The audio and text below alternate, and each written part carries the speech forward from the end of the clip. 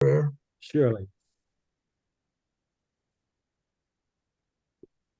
So I do want to welcome everyone on behalf of our Committee on Racial Equity. And maybe it'd be important for us to take some time during our session tonight to allow each of you to share a little bit where you're living and your connection with this whole issue and anything that you would like to say, okay? So I think it'll be important for us to do that. But we'll begin with a prayer, and only I can actually speak, you know, in Zoom. If we all speak, then we wash out each other. So I invite you to pray with me in a sotto voce as we place ourselves now in the presence that's always present to us.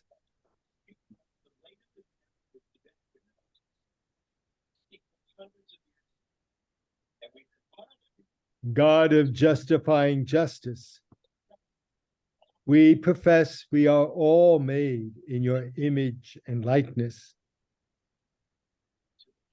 But we often don't treat each other with dignity and respect, especially sisters and brothers who are the descendants of ancestors brought to this land from Africa as slaves. Give us the wisdom to root out the tentacles of racism that pervade our social fabric, such as the unavailability of fresh food in struggling neighborhoods. There is no reason why every child or adult in our nation should not have nutritious and sufficient food, chemical-free water, except for the insufficiency of our will and determination. So bless our gathering tonight. Raise our consciousness on this complex problem. Guide us in promoting accessibility of good food and clean water for all our people. It is your spirit that has stirred our consciences to gather in your name, since it is your love, O Creator God, that continues to transform us so we can transform the world to mirror your kingdom. As we pray now and always in Jesus, our brother and Redeemer. Amen. Okay, so tonight's topic is part 2 of food deserts. Last week, so I invite all of you who were on the Zoom session last week to join in helping to give a brief summary. But last week we had 2 videos that talked about the reasons there are food shortages, especially in Black neighborhoods or economically deprived neighborhoods. Some of it has to do with the store's reluctance to open in those areas. Some of it has to do with there is a certain amount of gang retail theft that's become apparent lately. Some of it has to do with just corporations not feeling they could earn any money in certain neighborhoods. What else? What were some of the other reasons? So I'm going to ask other people that were on this Zoom to help summarize it a little bit better. So why are there food deserts? Anybody else remembers? I think you hit on a lot of the reasons. Again, the store doesn't feel like they make a lot of money. They say that things are stolen a lot. It's in a bad neighborhood, so they are afraid sometimes to come to work. So if there are these kinds of stores, sometimes the produce is not very fresh. It's rotting, or there's flies on the stuff, things like that. Yeah, I think that we also talked, one of the things they also said was there wasn't enough support from the community itself. that there was a relationship with the community that was missing. But I think Joyce pointed out very clearly that those dollar stores that have proliferated like crazy in particularly poor neighborhoods, they seem to survive and do well and flourish. So if they can, so can shops that share fresh produce. There's no reason. So at least I think a lot of these so-called reasons are specious. To that point, Father Francis, here in Missouri, we have a chain called Schnucks grocery stores, and they have just opened up two, and I forget where they are, but two small stores in neighborhoods that are challenged. And I think this particular family, the Schnucks family, recognizes that, yeah, we can do something. And so the store is not as big as the regular grocery store, but they are addressing the produce and things like that. That just happened. I read it after our meeting last week. Great. We like your cat too, Rob. I think And also, your cat doesn't look like it's been in a food desert. yeah. No, he eats a lot. I think the other thing we mentioned was there are dollar stores and those kind of mom and pop places, but they don't offer all the time very healthy selections. No, And that's the point.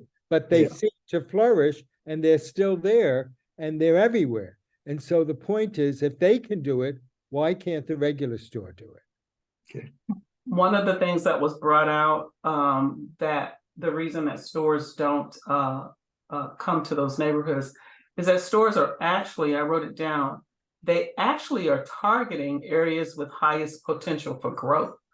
And so we all know these statistics are out there. And if they, why wouldn't they go to an area where, houses are going to be built and schools opened, and they know that they're going to make a profit. I think Lydia was the one perhaps that pointed out that these kinds of stores make a very slim profit. I think she said 1% is doing pretty well. Right, And 1%, and the stores generally in at least the food deserts, the four cities that we were looking at were saying that their loss was 4%. 4% in those areas, which is difficult to work through. Another area that we talked about was access to transportation that will also lead to a food desert. I would just like to add that I think food desert language is somewhat new, maybe not, but I remember in the 80s, there was a physician whose name escapes me, but he was down in either Mississippi or Alabama, and he was writing prescriptions for people for food. So this, I think we're more aware of it, but it's not a new issue. Well, maybe we can move on to tonight's topic. Now, we usually like to have an action plan or suggestion at the end of a discussion. And I ask that we hold off on that till tonight, because tonight we're going to look at what some people have done to address the issues of a food desert. There's 3 videos tonight. They're all short. They're about 5 or 6 minutes each. The first 2 are not a contrast, but it's the first one is what a social activist has done. She's got a college education, etc. The second one is what some high school kids have done. So it's kind of in a way it's saying anybody really could do this. Some people are better equipped to do it. But anyway, let's take a look at the first video. And then not too long after that, we'll see the second one. And then we have some questions to discuss.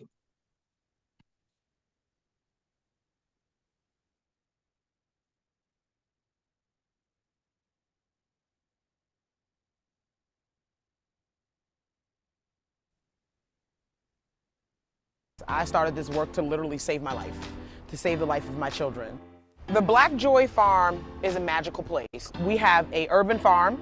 It is a 5,400 square foot lot where we grow amazing food and host unpoliced events. We call it our safe, radical green space. We have a food box that we do every other Friday where we give away food boxes to people in the community. And these are not just run-of-the-mill food pantry boxes. I always like to say that we need to be the Blue Apron of the hood. These are boxes that lean into this concierge service, that are giving you recipes, that are helping you do meal prep and planning. We invite families to come here and learn earth science and grow food and then take that food home with them. I am the founder and executive director of the Black Feminist Project. I am the fierce mama bear of 6 amazing children, and I'm also a hot mess. I think every community should be growing food. I think it is about tapping into our ancestral legacy with the land. Imperialism, colonialism, and enslavement has stolen that from Black and brown and indigenous people. Too often, growing food has gotten mirrored in the stereotype of peasant work, of slave work. It's time for us to reclaim that. Food is literally our lifeblood. And if we are to heal our communities, it starts with understanding that our food system in large part must be local and must be ancestral. We really emphasize accessibility, right? Poor folks are not eating unhealthy food because they like unhealthy food. They're eating that because it's easily accessible. And so when we talk about healthy food and we talk about empowering folks, we've got to think about accessibility. So we give away high quality, fancy food to people in our community, and we don't ask them to pay a dime more than they can afford to pay. And then what happens is that we have people who believe so deeply in this work that they will travel from outside of this community, pay full price for a box so that they can have access to this food and also subsidize the cost of a box for somebody else. So the Black Feminist Project, I think, is really unique. We have our food program work, we have our reproductive justice work, and we have our empowerment work. Although we are pegged as a food justice organization, really what we're trying to get to is empowering Black women and mages, what we call marginalized genders, to bring in their life this term that we've coined called radical joy. I think we only diminish the importance of joy for a very specific type of folks. And so when we talk about the importance of it, the knee-jerk reaction to be like, oh, that's not important. How many pounds of food did you grow and how many families were fed? I mean, well, we got them stats too. We gave away 800 pounds of food and we fed 231 people in 75 families. I'm often asked why I started this organization, started doing this work. I think people look for some sort of altruistic answer, and that's not where the answer for me lies. I started this work to literally save my life, to save the life of my children. I came to the Bronx by way of gentrified Harlem. I was literally displaced from my hometown, and I figured I had some stuff that my neighbors didn't have. I did have a college degree. I had social capital. I decided to use those skills to create an organization that would help benefit other women like myself and their children. I started doing this work back in 2006, looking for a space. And I was doing what we call guerrilla farming. With the help of Bronx Community Board 2, we were finally able to identify this lot and got a license. And we had created such a ruckus that without any prompting from me, they turned our temporary license into a permanent license and gave this piece of property to the Parks Department. So even if the Black Joy Farm, for whatever reason, doesn't exist anymore, a green space for this community has to. And so I'm deeply proud of us doing that work. I think what happens sometimes is that people in communities then become scared to make their communities better, particularly in New York City, Because we know that once we do that, once we clean up our parks, once we clear out lots, once we create community gardens, speculators and real estate developers then come in and use them as selling points and roll out urban renewal legislation that displaces folks. I am a product of that in Harlem. Who would oppose healthy food in a community? And who would oppose beautiful green space in a community, particularly a community that has a history of divestment, gerrymandering, rezoning? You know, Howard Cosell said the Bronx is burning. But you know, in agriculture, there's this thing that we do where you go and you burn everything down, and then the ash actually enriches the soil. Like then when you plant again, everything else comes up so much more full, so much more abundant. I feel like that's what happened to the Bronx. The Black Joy Farm really is indicative of what happens when you are determined to thrive in spite of and because of the things that have happened to you. We grow amazing food here. We have sunflowers, we grow eggplant, we've got onions, we have chickens that we harvest for eggs. We call them Bronx chicks. It don't get more farm to table than that.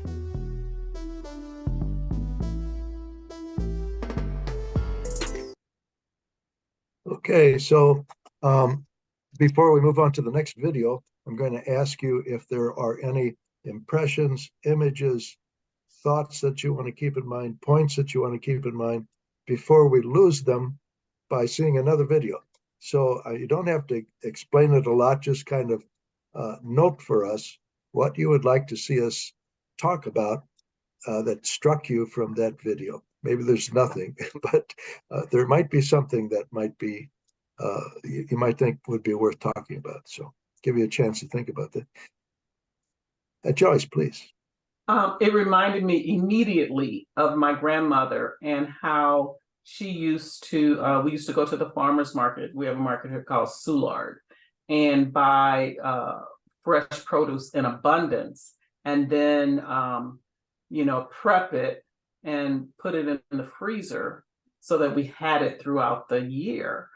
And so as an action plan, when we get to that point, let's see if that comes up of how we can teach people to sustain that throughout the year.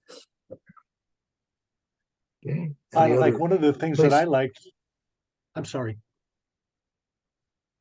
One of the things I liked, and somebody mentioned it here in the parish in St. Louis, was getting the kids involved a little bit and helping them to understand and appreciate the actual growing of the food, and maybe giving them a little bit of an insight into you know, what these foods will, you know, how healthy they are, that type of thing.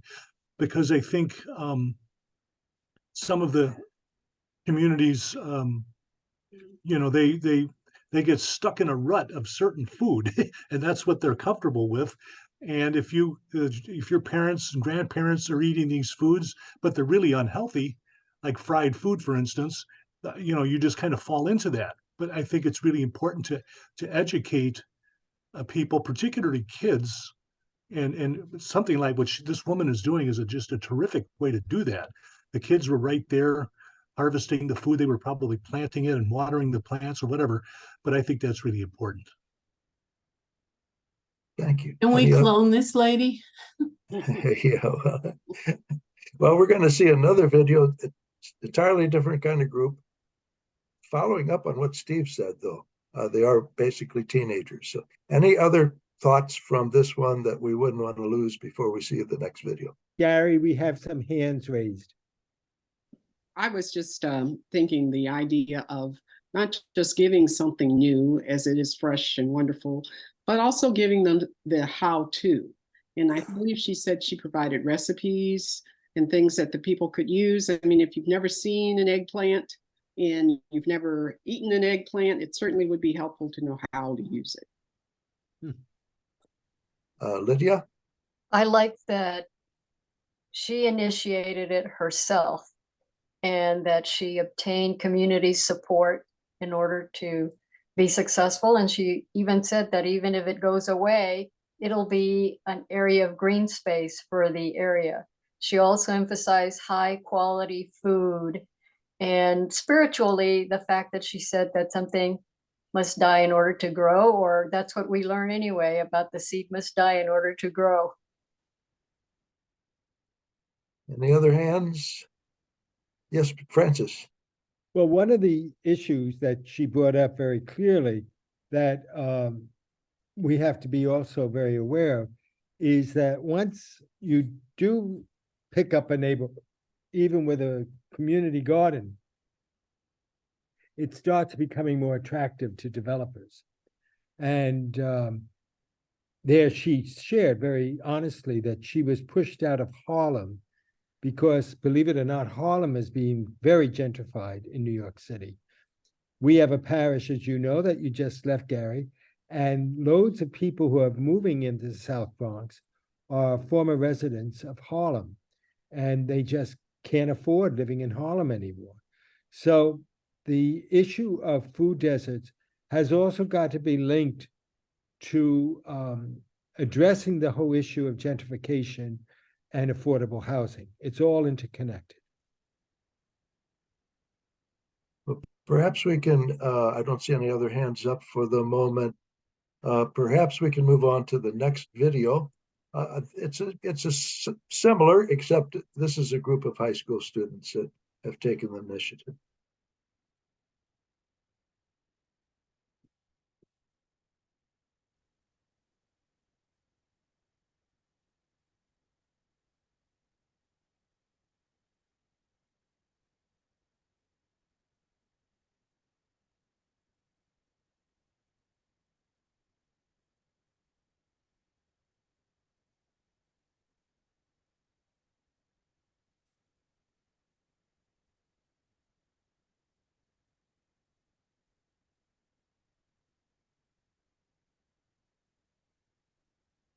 In many urban areas across the country, there are food deserts, areas with a lack of access to fresh fruits and vegetables. But as Maryland and Washington, D.C. teams from our student reporting labs noticed, a cooperative of high school students in D.C. is aiming to change that. It's part of our weekly education series, Making the Grade, and it's reported by 18-year-old Kevin Broom. These students are learning how to grow vegetables and other edible plants. Rasha Ryder is a 12th grader at Eastern Senior High School.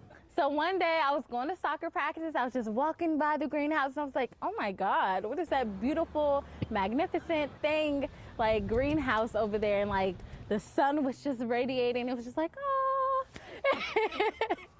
And so basically I just peeked my head in the door. I was like, so what is this? And they were like, you know, this is Mighty Greens. Mighty Greens is a youth-led cooperative whose mission is to improve Washington, D.C.'s access to healthy food and food education. Peppers from the garden, the hot one. D.C. is a food desert, so that basically means that people in D.C. have a hard time having access to food, whether it's a grocery store not being close enough to them or transportation to that grocery store. According to D.C. Hunger Solutions, every day in the District of Columbia, nearly 1 out of 7 households struggles to buy nutritionally adequate and safe food. Camila Owens is an 11th grader at Eastern Senior High School. I help people in my community learn how to grow vegetables or even learn how to eat healthy with the vegetables. One day maybe our city could not be a food desert. So you've done the transplanting once before? Yes. Malcolm Roth is an educator for City Blossoms, a DC-based nonprofit organization that helps Mighty Greens operate. It's really about creating a space where students can connect with themselves, with each other, and with the world around them. Last year, Mighty Greens harvested over 1,200 pounds of food and is hoping to surpass that this year. About 50% of our produce gets sold, about 25% gets donated to our partners, and then 25% gets taken home by students or used for on-site recipes. It's really important within this work that the students know that they're growing food for themselves. Students also develop entrepreneurial skills by creating products and selling them at farmers markets. We have 2 herb salts. One's called Herbs of Eastern, which has kosher salt, thyme, oregano, and rosemary. And we make it by dehydrating all the herbs we get out the garden and then mixing it with salt equal parts each. The customers are like, oh, this is really cool. Like, and you're like, oh my, that's really good. Like, you feel really good about it.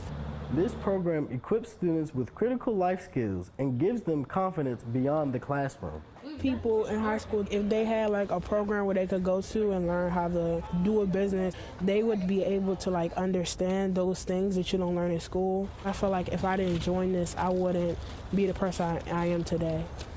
For the PBS NewsHour Student Reporting Labs, I'm Kevin Boone in Washington, D.C.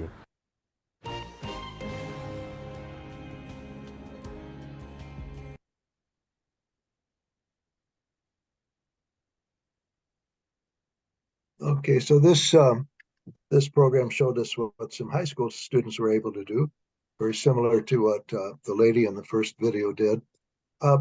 There's a couple of questions I thought might direct our conversation, so I'd ask John to put those up on the screen now. And we're a small enough group that we can handle these as a whole here. So the first question is, do you think it's true that poor people eat unhealthy food, processed junk foods, because they like them or because they have no other choice? And then the second question is, both of the videos presented self-starting projects in poor neighborhoods. Does such a project need outside, perhaps professional consultants, or do outsiders take away from the initiatives of the poor, the people involved? So you can talk about either one of those or any of the other things that might have struck you about these first two videos. I'll be looking for hands going up.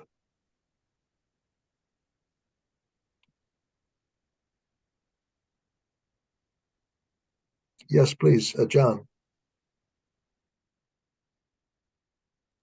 Okay. And you're. Yes, I'm good now, I think. Last time I took the side of, maybe people preferred processed foods. But one of the things that I'm doing as a result of this racial equity thing, and also some work that I was doing with Father Ricardo, is I'm going to, on Mondays, I'm now volunteering at Casa Maria Food Kitchen. And what I did yesterday was pack lunches for families. And in those lunches, because we get food from all of the grocery stores, there is really great food. I was just ravenous looking at this food. It was wonderful stuff. And let me tell you, that food went like gangbusters. There was no canned beans and stuff. This is all fresh food. And so I don't think that they were, nobody was turning this away. So I think that if there is a healthy choice, if there are fresh vegetables, if there are fresh food, that's something that's going to get chosen. So I flipped from last week. How about Mark Miller? Well, obviously, I'm in a different situation in Canada, but one of the things that's been going on has been the high inflation rate, and there have been all kinds of interviews of people, and they wouldn't be desperately poor people, but they're people that are living paycheck to paycheck and talking about how they have to cut back on buying fresh fruit and vegetables, and how they're choosing foods that are just not quite as nutritious, but they're trying to survive.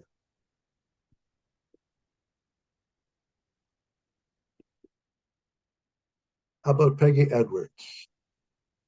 Yeah, I was just going to say, poor people are people. And as people, we know we eat what we know. And if that's what you've been subjected to, if you want to call it that, or if that's what you've been raised on, if you've been raised on eggplant, Parmesan, or if you've been raised on fried chicken, you're going to like it, or you're going to eat it. So it's whatever you've been given or whatever you are used to. I think we're just people. People are people. So if you have something new, some people are adventurous eaters, some are not. But if you got something new, then help people. Take a lesson from Costco, they have people in the aisle giving out samples. All right. So then all of a sudden I think, well, this tastes pretty good. Maybe I want to try it. Then I go to get it and it's, well, my goodness, I can't afford it. The price is unbelievable. As the other man said, I'm sorry, is it John? Rob, I think, said that, fresh produce is expensive. It is very expensive. And so if you've got one, you've never heard of it, kale, and two, you go over there and it's 10 times the price of something you can get in the can, and you've got 6 kids. What are you supposed to do? So I think first of all and foremost, I just want people are people, and what you like is what you have been accustomed to. I always say, if it tastes good, it's bad for you. If it tastes bad, it's good for you. Anyway, Joyce. Yeah, Peggy, when you started talking, somewhere between last week and tonight, I was talking to my daughter and I was telling her, about this, and we were talking about food deserts. As you started talking, it reminded me of a story that I was telling my daughter just last night. My grandmother's sister, so my great aunt, was a domestic worker for the Postmaster General here in St. Louis. My grandmother and her sister alternated Thanksgivings. One Thanksgiving we were at my grandmother's house. The next Thanksgiving we were at my great aunt's house. Well, one Thanksgiving we were at my great aunt's house and I got a piece of sweet potato pie, right? Bit into it and it was god awful because my great aunt made pumpkin pie because she worked for the white, Postmaster General. To this day, I do not like pumpkin pie because I grew up eating sweet potato pie. So I just thought I'd share that with you guys. Thank you. How about Rob? I would like to say both videos, especially the second one, going back to what Peggy said, if we grow up in our regional culture of food, and I grew up in the South, and so I like my fried chicken, and but what I loved about this, definitely the second video, is teaching the kids about this. Maybe that will help start breaking the cycle of, well, since my grandmother ate it, my mom ate it, I'm going to eat it. Maybe they can learn, hopefully, the nutritious, the vegetables, the eggplants, the whatnot. I like both videos touched on educating the children a little bit, and I like that. Anybody else on either of those questions that we had? Are we able to put those questions back up again, John, or just to get another glance at them?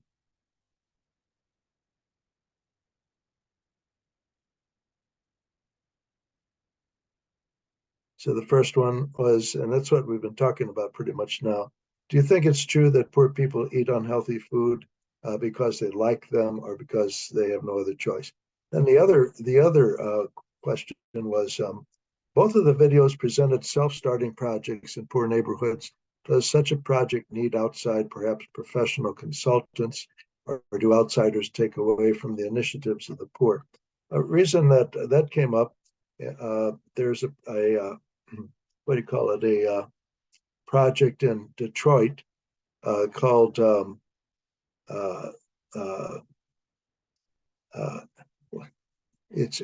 there's one called Food Common with John Phelps. Are you here? Maybe you can help me out. One is Food Co-op and one is Food Common. That's not the full title, right. But I saw a video too late to put into our program. As far as the Food Commons thing goes, which is they're buying a big building to serve as a grocery store, offices, kitchens, all kinds of things. But they don't want outsiders to be involved. They don't want people to come into the neighborhood, make money, and then leave the neighborhood. Similarly, they want the initiative to come from the people that live there. Is that a realistic? I guess this question would be, is it realistic to be completely self-sufficient, or can you accept help from people that are more knowledgeable about the project? So that's a question. And Robert, do you have your hand up again or not? No, okay. No, sorry, Okay. Okay, how about Lydia? She's got her hand up. Okay, the second group, the high school group called Young Sprouts. I like their name. And I like the energy that they had. But anyway, they had an advisor. And I believe that the advisor was very successful in getting them to think about education because they talked about how to eat healthy, how to eat vegetables. And then they created a space where they could bring the community together. And then they also created foods for sale at the farmers market. And they also learned how to run a business. I really think that the advisor was significant in getting them to think in these different directions. And yeah, you can probably do it by yourself, but I think it's nice to have facilitators, moderators who are not going to overwhelm you and take over, but to be a support system and help generate ideas, because the ideas were clearly those ideas of the students. And because it was their ideas, then they bought further into the program and they were just really excited. I like that. Mary Ellen. For both of these videos that we watched, one thing that kept going through my head is, where do these people get funding?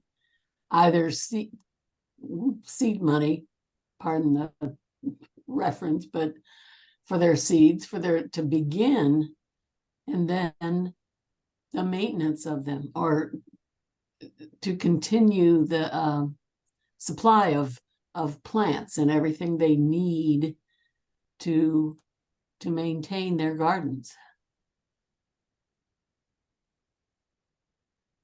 Okay.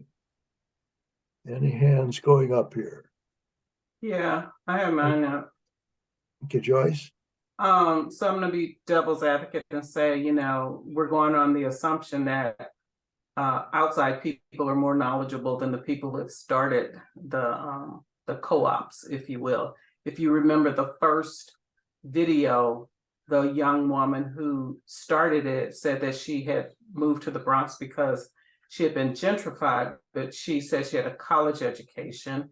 She also said that she brought social and economic into the area. So, I hear what you're saying, but let's not remember that it's good to have things that are for you, by you. So. How about Francis? I just can't want to be hopeful that there can be cooperation, and that there are people out there who want to empower the local people of the community, and yet recognize that it has to have the local people really who are going to be formed to run it, and all the rest. But there's skilled people who give that. In the South Bronx, we had the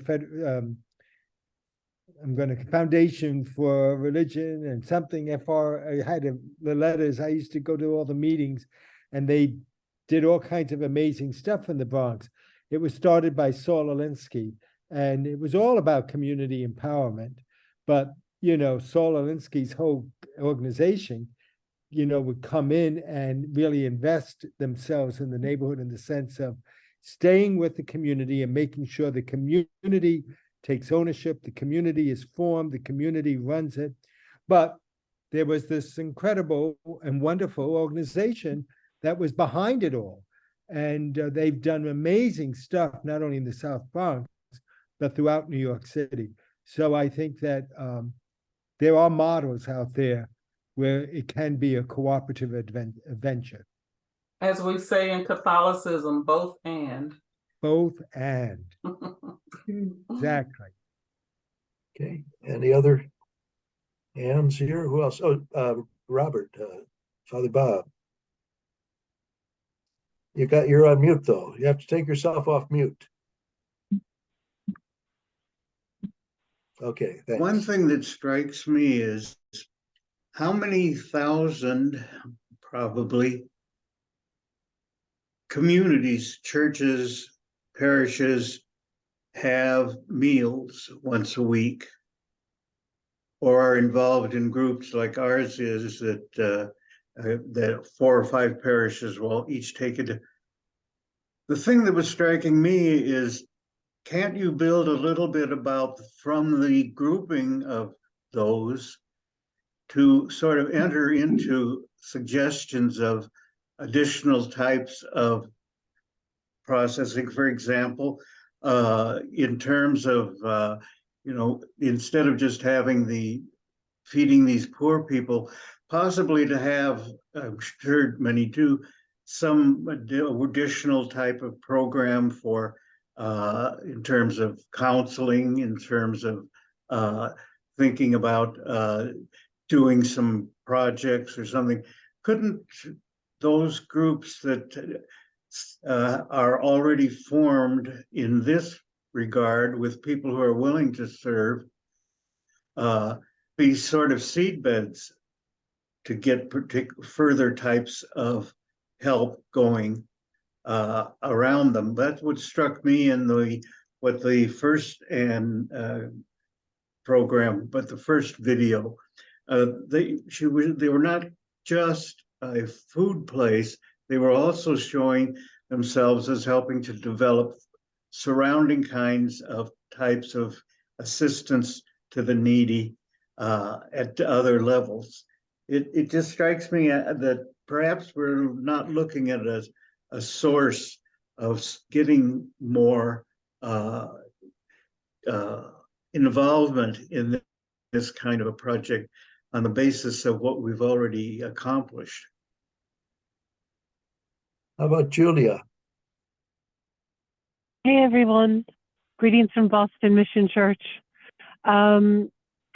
So I'm really involved in the movement of social justice here in Boston, particularly around racial inequities and particularly food insecurity. 9 o'clock this morning, a father of 7 children and a wife are Afghan refugees.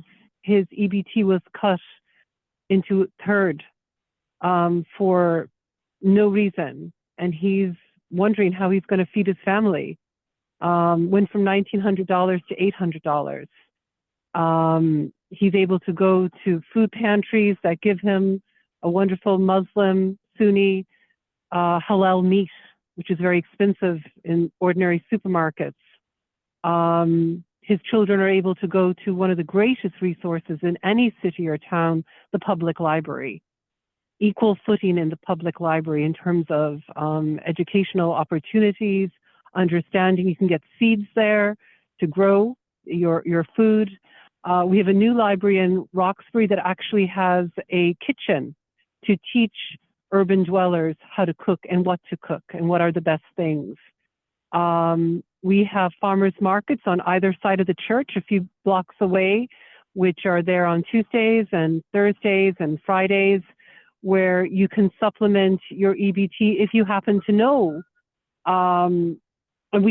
In some towns it's called food stamps, that there's a program called HIP that you can actually buy, depending on the size of your family, maybe $40 to $80 worth of vegetables, and immediately within seconds get it put right back on your card, so you can go down to the supermarket and buy some meat or something else. I think collaboration is a big thing for me, and I see that in our neighborhoods with thought leaders such as the medical school at Harvard, Harvard School of Public Health are amazing. Our local library next door, Parker Hill Library, the food farmers coming in from the country into the city, and all kinds of endeavors and programs to educate,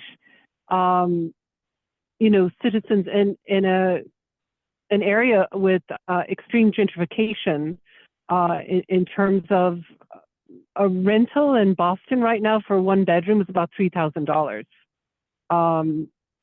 This family in April that I speak of, the Afghan family of refugees, they're gonna have to push their whole rent by themselves, and it's hard.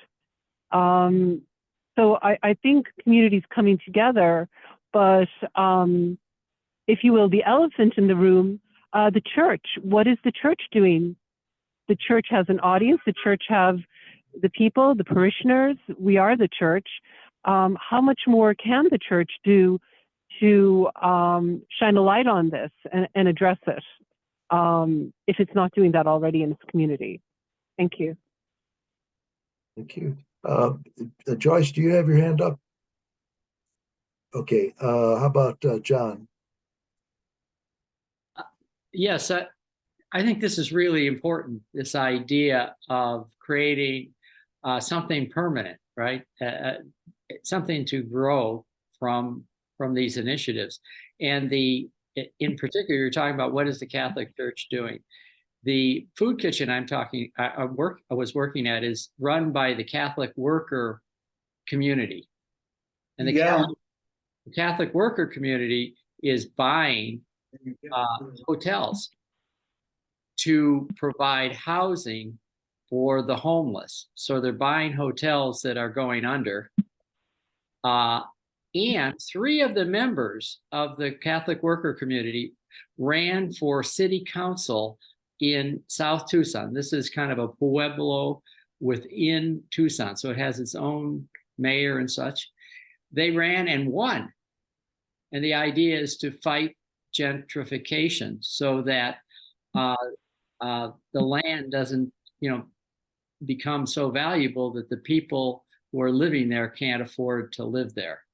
So this is beginning, this is going on. Now, Brian Flagg, who is the head of that community, has been working on this for years. He has fundraisers. I attended one about 6 months ago, where he brings in people and shakes them down, right? And gets them to donate actual real money. And he's got the bishop donating, right? So Catholic communities can do something. And they, especially the ones that are located, that are there, that are, I think that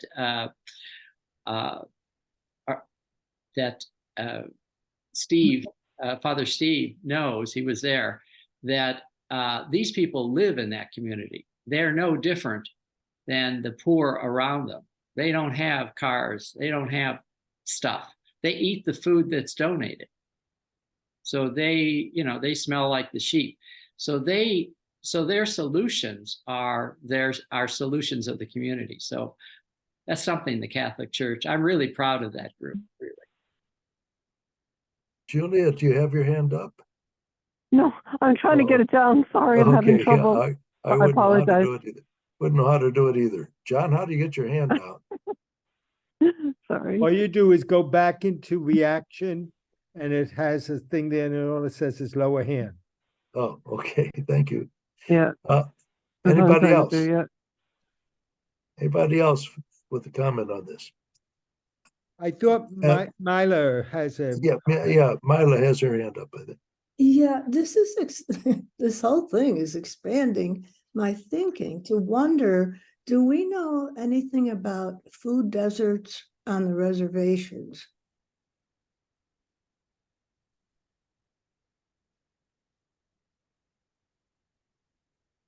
No, but you can imagine that's a primary place where there are food deserts.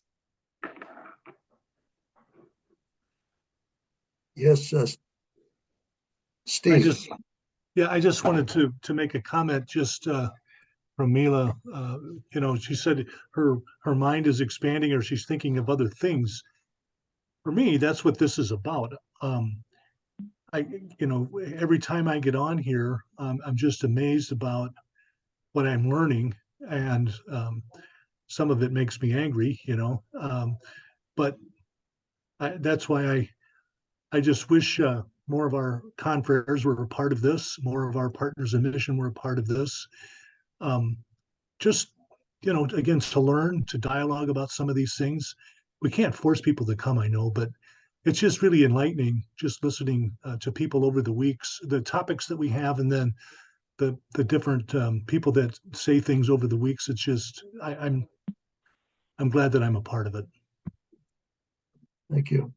Maybe at this point, I think it was Father Francis suggested that we introduce ourselves by name and where we live and what we've experienced about these things and perhaps solutions to these problems where we live. So I don't know how we can do this in an orderly way because these little pictures keep changing around, but let's start with Julia. She's the first one on my screen because she can't get her hand I still down. can't get my hand down.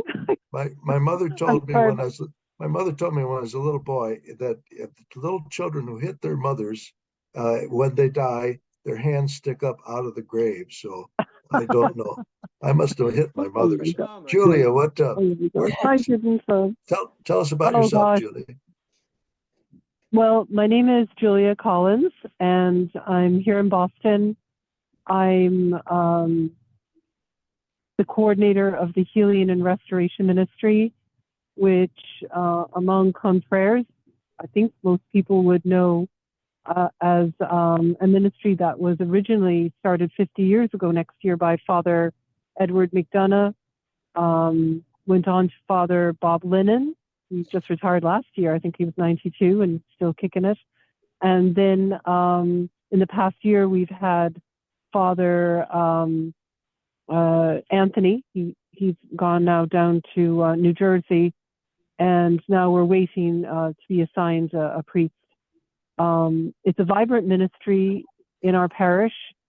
People fly in from all over the country for healings. We partner with the local hospitals and palliative care and chaplaincy programs. And I also work in refugee resettlement as well there. My experience with food is actually personal. I go to a food pantry. I don't really make enough to support myself with rent and other things. And so I need to go each week. I need to, take time to be available to do that, to get the food and select it.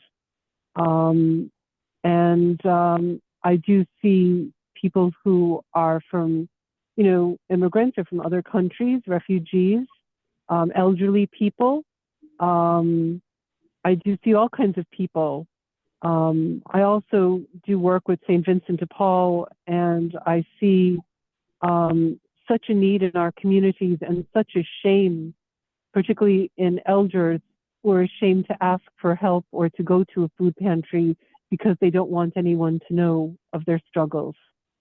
So, that's hard to see. And so I try to shine a light and try to be a light to others.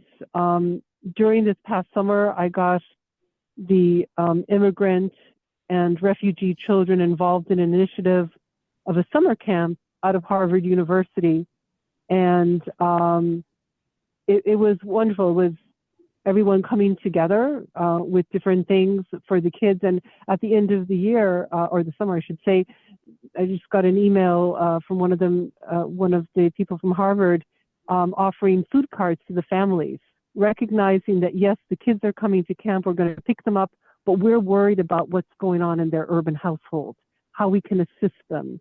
How's mom and dad doing that just came to this country or are struggling with languages? They have language programs at Harvard for immigrant parents.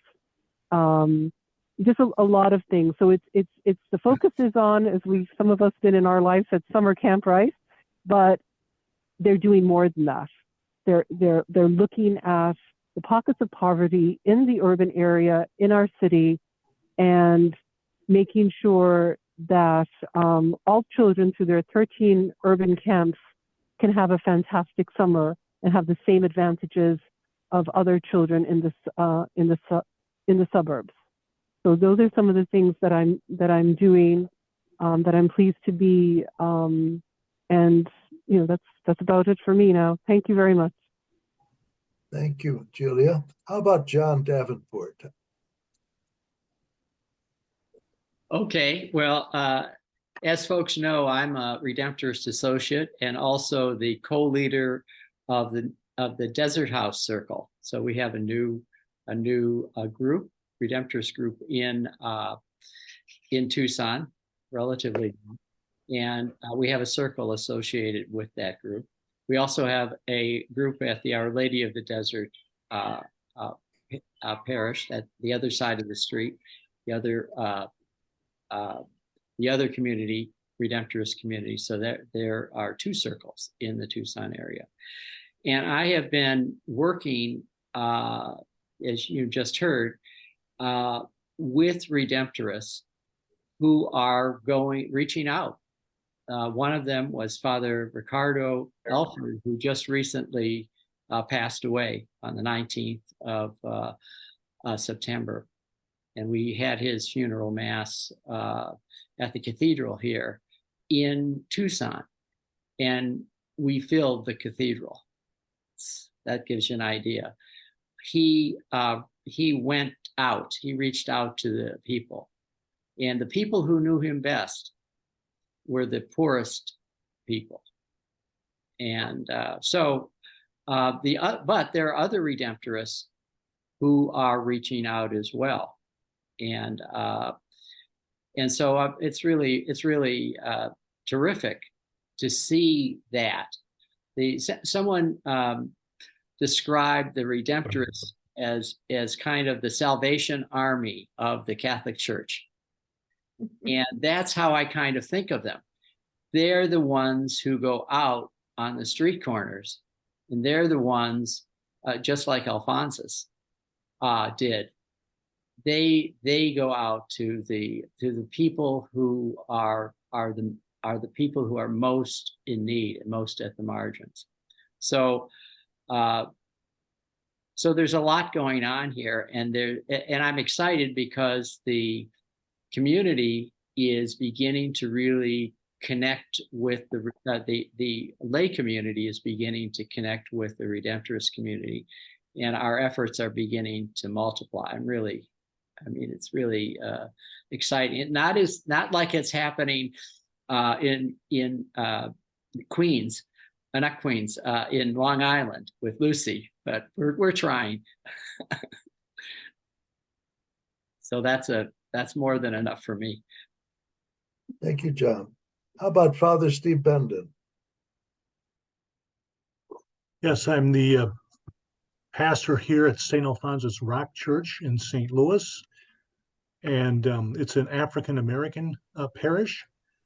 And so I've been here for 6 years and plan on being here for at least another 4 as the term runs out. But it's a bit of a inner city parish. And so I'm kind of living within the confines of some of the things we've been talking about. Living in the food desert, I kind of live kind of within that. That's where I live. We do have a Save-A-Lot across the street, but for the most part, there aren't too many grocery stores right around where we live. Thank you. Thank you, Steve. Mila, you told us your name is pronounced Mila. Is she there? I think she's gone. So we'll talk to Lydia first, and then we'll see if Mila comes back. So Lydia Allen. Okay, I'm Lydia Allen, and I live in Tucson, Arizona. And I've thought about access to food quite a bit, and I just want to say, at least as far as I'm concerned, there is no reason why any child or anyone should not have access to food or to go hungry. And it is important that healthy and affordable food be accessible by people. Now, regarding some thoughts about affecting this. It has nothing to do with putting the food on the table, but I can tell you that if the people that live in the food desert areas were to receive a tax credit only because they live in those areas, that will go a long way to putting money in their pocket to be able to buy food. Another area is access to transportation. You would be surprised how difficult it is for people, because they don't have access to transportation, to get over to the places where they can let their dollars go much farther in getting food. And the temporary fix about fast food and a lot of sweets, no, that is not a good fix. It's good for people to have options and choices, but we need some fresh fruits and vegetables available to all people. And of course, yeah, there's always taste preference, but it's also good to get recipes so that you can try different things out. And that's what I'd like to offer and leave a thought with you. Thank you. Thank you, Lydia. Thank Father you, Lydia.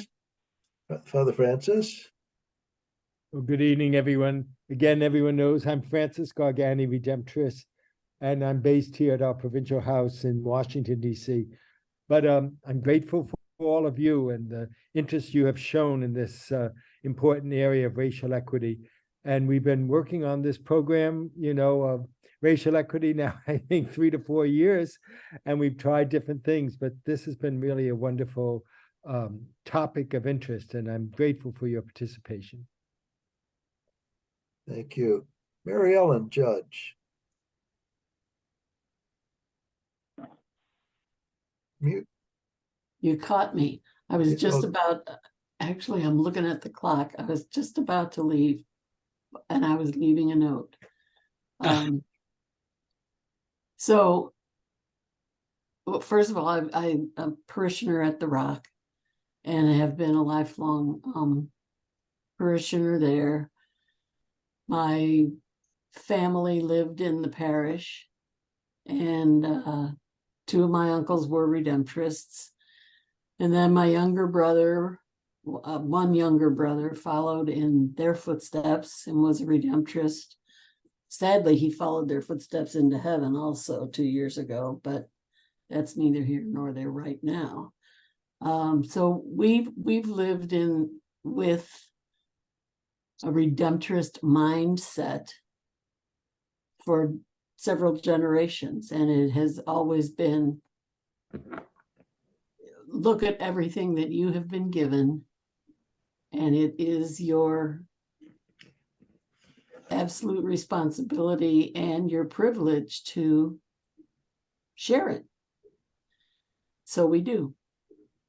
This particular session, these 2 particular sessions have been eye-opening to me, but also very encouraging to me, that to find out more about some of the programs that are going on all over the country. I would love to say they're going on all over the world.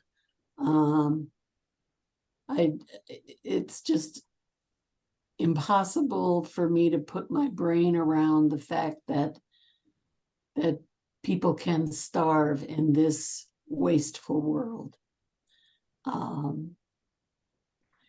So for us, for myself anyway, because I got some mobility problems, I will continue to pray and join anyone who wants to have discussions. And I thank you all for these. Amen. Amen. Thank you. Thanks, Mary Ellen. How about Rob Purdy? Oh, hello. I'm Rob. Just started last month as the communications lead for the Redemptorist in DC. Really enjoying it, especially this program, Saturday's program, really getting involved with everything that we're trying to do. And for my experience with food deserts, basically been all over the scale, from the have to the have-nots. I many years ago was on EBT, which was very, very easy to get on, but very hard to get off, which seems kind of weird. It should be kind of different, I think. I volunteered at a lot of food shelters throughout my travels around the country. And I'm looking into doing one here, but I've recently had some injuries, so I haven't been able. But there's one that a friend of mine turned me on to called Loaves and Fishes, that does Saturday and Sunday meals for the homeless and for whoever wants. And once I heal up a little bit, I'm planning on getting back into that. I think it's just very important. And I think education in the community, it's been touched on a lot. It's just critical. So that's kind of all I got. Thank you. Thank you, Rob. How about Joyce Jones?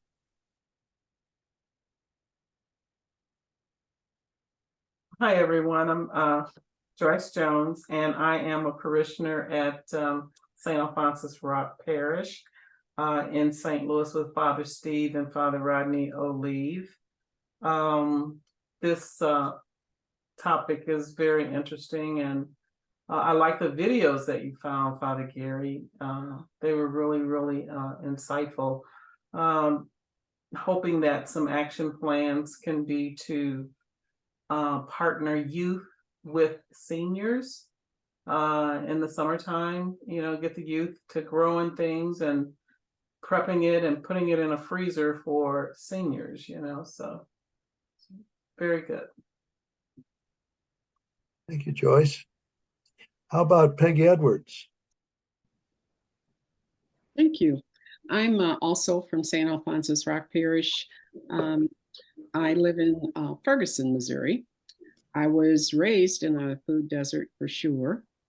I relate to Joyce because my mother and I used to take the bus down to Soulard Market, farmer's market, and both of us would have shopping bags and come back on the bus and walk 5 blocks home.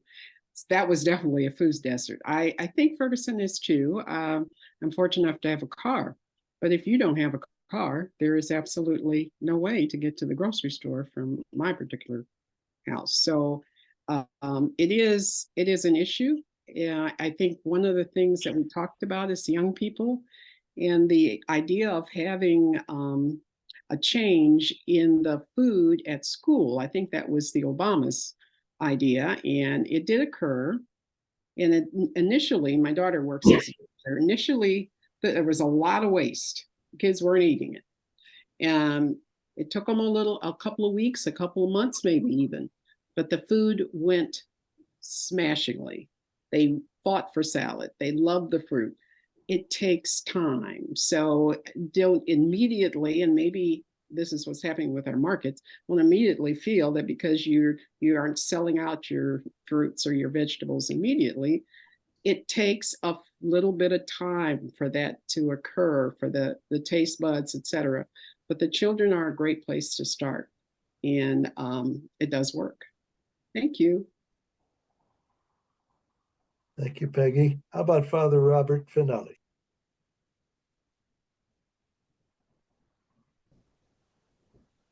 And you have to take yourself off mute, Bob.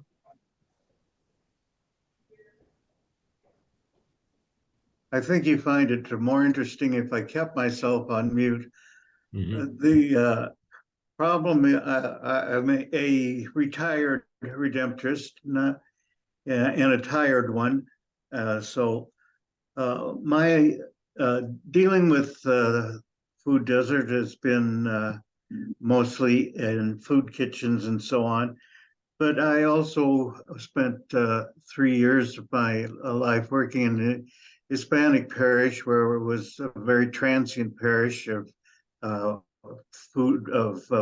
migrants and people from other parts of the United States going through for the fruit agricultural things. We had, in fact, we're spending a good deal of our time getting people places to stay, getting people taking care of people who are really transient, especially from the point of view of their religious commitment. You don't realize how many people go through almost like a sieve in so many parts of the church. It's very difficult to figure out how to do anything that's going to have really lasting effects in your lifetime. But the most of my life was spent in doing educational work and so on. I became part of this because I see the importance of it, because I wanted to be sure that Steve had some backup in continuing to get this program of equity in existence. And I think that the Redemptorists, to be honest, have to do a great deal more in its effort to free itself from merely seeing its work as preaching and running a church, and doing it in the larger context of the demands and needs of the day.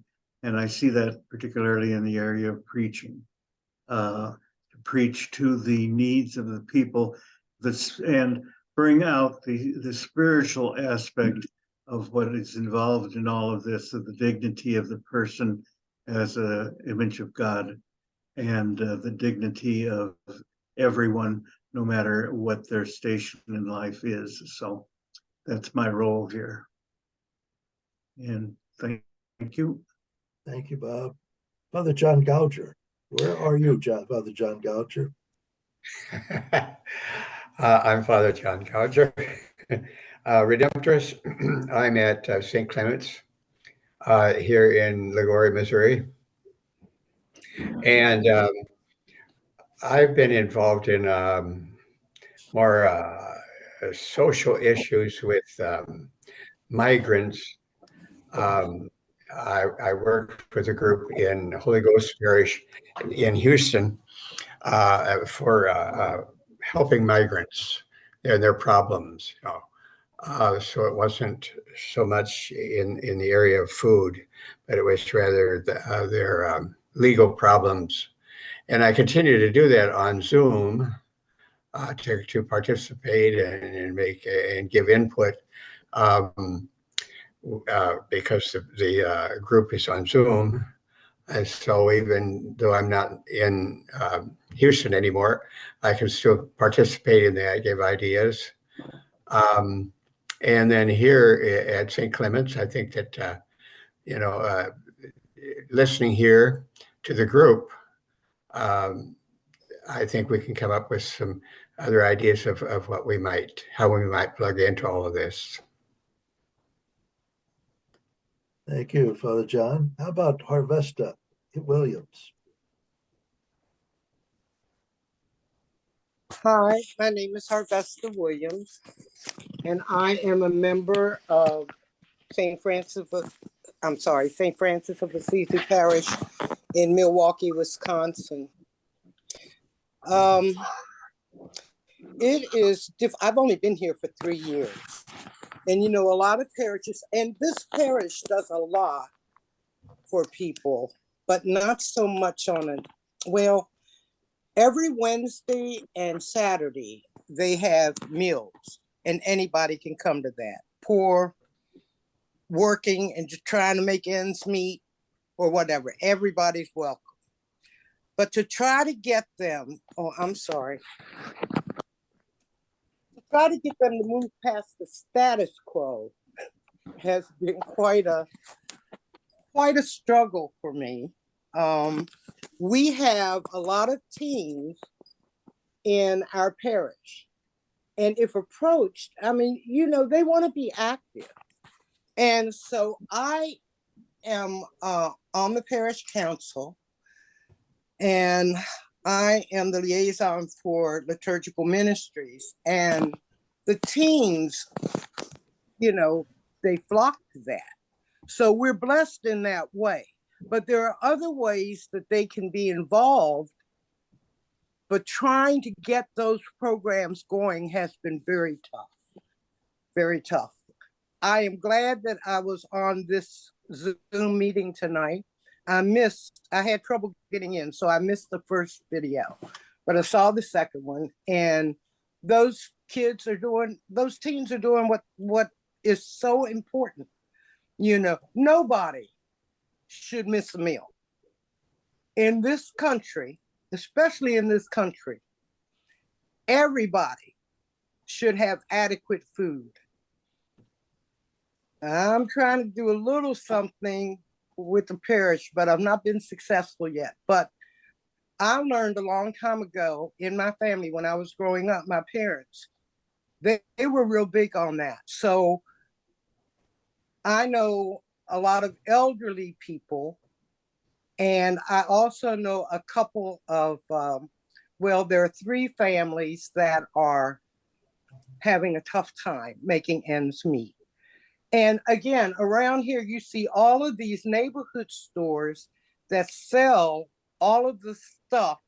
You know, there's fast food, there's processed foods or whatever. And that's what a lot of people can afford.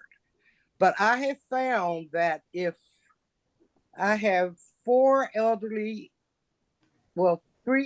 ladies and 1 elderly man, and I know they don't get the nourishment that they need. And so I just take a note from when we were growing up, because my parents did the same thing. And that is, I see that they have fresh vegetables and fresh fruits and nutritious food. But, you know, one person can't do it all. And that's why I'm trying to get the parish involved. So pray for us. Pray for us. Thank you, Arvesta. I'm a little limited because I had to retire from my regular ministry when I was in Virginia due to health. So, but I do what I can, and I'm trying to push the parish. So keep us in prayer. Thank you, Arvesta.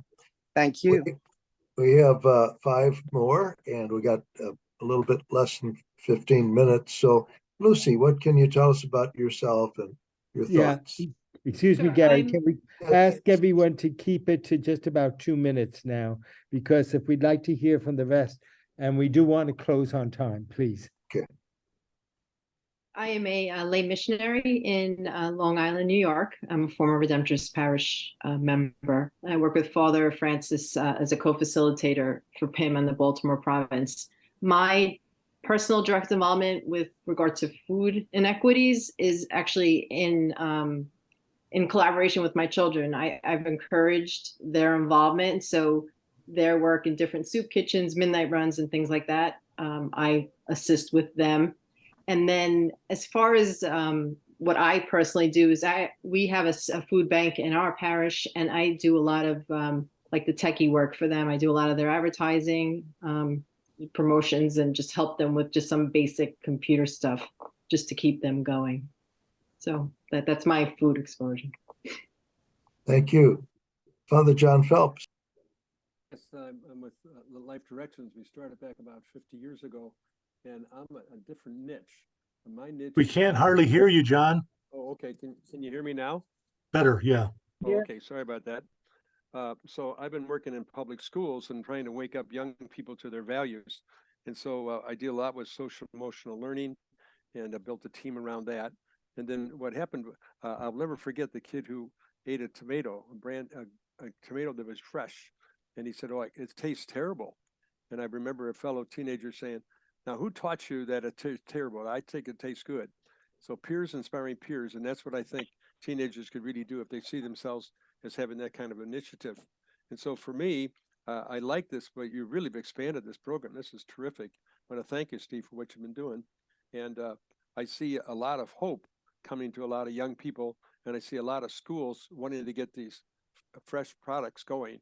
And I think Obama really helped get that started, because I've seen that brought into schools. So that's my contribution to it, getting people inspired to want to be involved in this. If I could just say one thing before people say to me that, for doing this, I kind of started it, but I have a lot of help now. Bob Finelli, Francis Gargani, Joyce Jones in particular, and now you, Gary. But let's keep in mind that I kind of brought the subject up, but I'm not doing much of the work anymore. There's so many other people helping. So thank you. Thank you. How about Aaron Masaris? Can tell us who you are, your important position, and where you are. I am Aaron Mazaris. I'm the Vicar Provincial of the Denver Province. I know I look young, but I do have some grays in there. More so from the last 9 months. But I given that I'm in Chicago and on the road, my experience of food deserts is not quite as it was previous.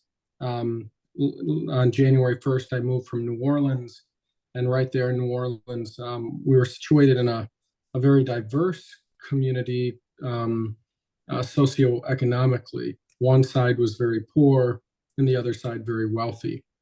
And the very poor area, Catholic Worker, another ministry called Hope House, the Mercy Sisters, and of course, us as Redemptorists, among others, were trying to find ways to help feed the community.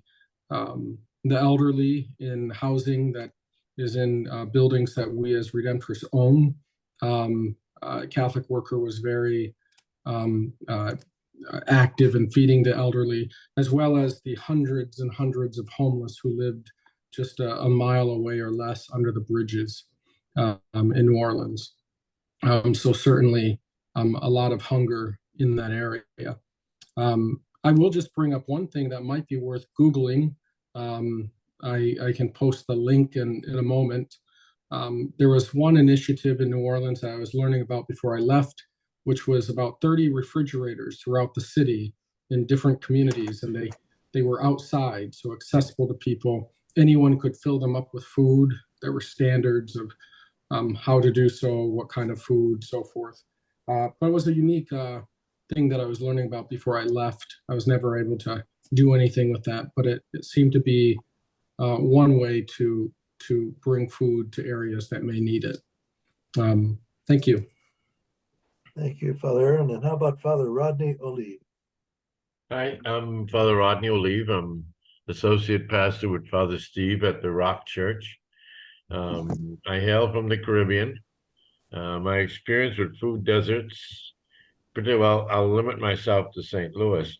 I find it really inspiring when you meet with the folks that come to the food pantry. You know, about a year ago, I encountered a couple. I could tell the gentleman this was his first time in a food pantry because he looked like an auto worker. Him and his wife, they couldn't have been more than 30, about very white, and he was looking around, embarrassed to be there. And so, you know, you just go and start talking to him, and you could see the tears in the guy's eyes. He said, "Never in my life did I ever think I would be in a food line. This is, I've always taken care of my family, and I lost my job a year ago, and I still haven't found work." And you know, I talked to him, and then a couple of the other folks, veterans, I would say, unfortunately, they're veterans. They just started talking to him, and just really made him feel better. He says, "There's no shame in this. That's why the Rock is here." You know, everybody in the North Side knows if you have a need, go to the Rock. Somehow, some way, they'll find a way to help you. And I think that for me is what's important, that people know there's some place you can go where you're not going to be judged. You're not going to be evaluated. It's just, you have a need, come, we'll help. Somehow, some way we'll help, or we'll find out where you can get the help you need. You know, and that for me is humbling. You know, because I think we've all been there at some point in our lives. And it's always nice to know that somebody's going to come along and say, "Hey, let me give you a hand here." Thank you, Father Rodney. And Father Russ Piedra, where are you at? And tell us. I am at Our Lady Perpetual Help Church in Brooklyn, New York, and working mostly at the Juan Newman Center. That is the Spanish with John Newman, who came, you know, to work for the poor and migrants as well. So this is a migrant outreach, and there's so many people coming in, even from the border. Like one boy came in on Monday into the United States. Thursday he was in our office. Figure that one out from Texas, and tomorrow morning I'll be in court with a Russian fellow who was arrested because he supported Navalny. Anyway, to get back to this subject, the best we can do for helping people who are hungry is to lead them to a couple of places in our area that help the hungry. Langone Medical Center has taken over not only some hospitals, but the food pantry that we had in our parish on Saturdays. And thanks to the niece of Mike Hopkins, a deceased Redemptorist, she runs that outreach there. It's called Lutheran Family Outreach. And on Saturdays, you cannot count the number of people online. It just goes around the corner. A lot of them Chinese, And then there's one on 7th Avenue and 44th Street in Sunset Park, where refugees come. They even park there and sleep out there. Now it's getting cold, so I'll see what happens. But they're also given, access to showers and so on, and food and so on. So one of the most, what shall I say, comforting what was in Cuba. We had missions down there for several years, and we were able from the United States to set up Comedor de Ancianos, that is an eating place for the elderly, thanks to the generosity of Americans. We were able to, and that continues, So all I can say is I wish we could have a hands-on for feeding people, but I'm not able to do that with all the number of refugees coming, Very fulfilling, and I think very redemptorist. So thank you. Thank you, Father Russ. And Father Francis, I think we will wrap it up now. I just want to ask if John Davenport can send out that paper, what do you call it? The document on which are the titles of the 3 videos. So that if anybody wants, if somebody wants to see that last video, they can do so. Also, I'd recommend taking a look online, Googling Detroit Food Co-op and Detroit Food Commons. Those would have been excellent videos to see also. Father Francis, how can you wrap this up for us? Well, I want to invite everyone to our next series, which is November 7th and the 14th. We don't want to forget this goes on for 2 more Tuesdays in November. And then our focus will be on the new modern slavery, particularly of Black and people of color, our prison system. And so we will try to address that on November 7th and 14th. Same time, 7 o'clock Central, 8 o'clock for us on the East Coast. So we send our blessings out to all of you. We thank you so much for joining us tonight. This participation was really wonderful, that we got to meet each other and get to know each other better and to create some kind of community. It was really a wonderful experience. So thank you to everyone who's been part of this special outreach to our partners in mission who've been such great supporters, and of more than half this audience are partners in mission. So we're really grateful for that. God bless you all. Thank you. Thank you.